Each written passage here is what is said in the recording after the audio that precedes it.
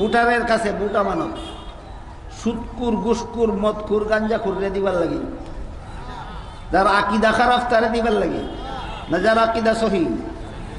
আকিদা খারাপ কার, আকিদা গলতকার আর আকিদা সহিকার যে শিখতে হইলে উলামায়ে দেওবন্দের সঙ্গ লাভ করতে হবে।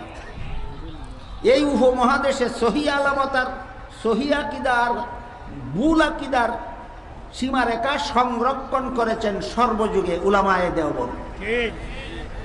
কাজে উলামায়ে দেওবন্দের এই সীমারেখার থেকে যদি কোনো কপাল ফুরা বের হয়ে যায়, বুঝতে হবে তার আদিকাল থেকে তার কপাল ফুরা।